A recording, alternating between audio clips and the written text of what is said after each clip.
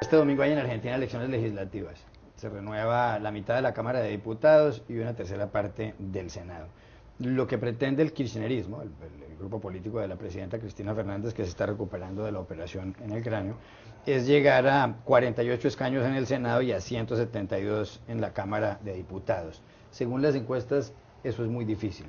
Queda entonces descartada la posibilidad de que el grupo de Cristina Fernández se tome las mayorías en el Congreso, en ambas cámaras, y lleve adelante una reforma constitucional para permitir que ella sea reelegida en el año 2015, cuando hay nuevamente comicios. No tendrá los números necesarios, el clima político cambió, y cualquiera de los que puedan haber estado dubitativos o sentados en la reja, como se dice, y caer de un lado o del otro, esos ya están en oposición definitiva.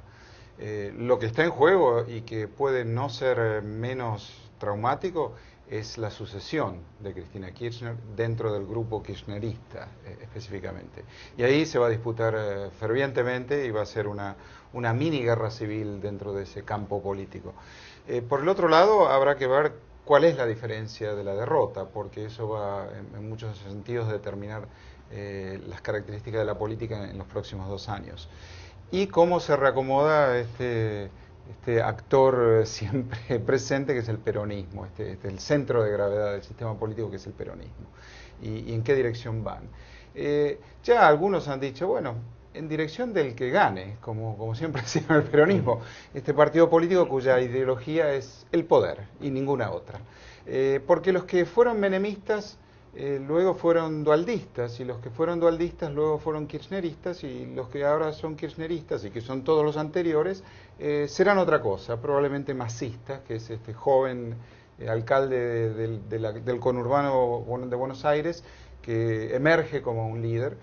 Es un líder peculiar, pero bueno, es la política cuando los dirigentes comienzan a ser de 40 años, digamos, que es diferente. Entonces, bueno, ese es el escenario para el domingo. Ya lo decía José Fouché en tiempos de la Revolución Francesa, decía: mi partido es el de la mayoría. Antonio Caño.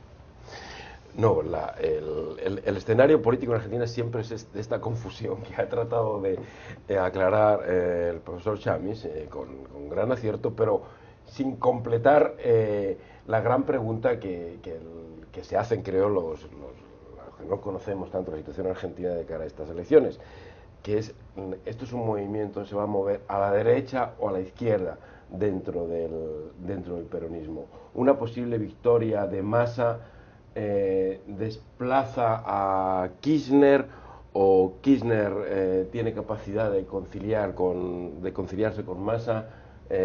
Perdona que remita esto a una pregunta porque realmente yo no puedo contestarla.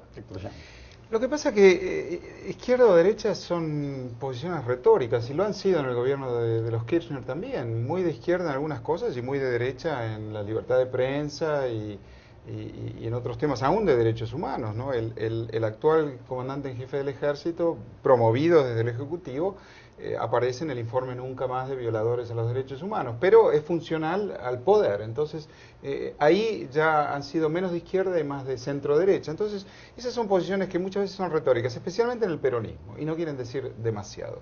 Pero un poco con José Jaime aquí, José Jaime me entiende, porque es un poco como el PRI, digamos.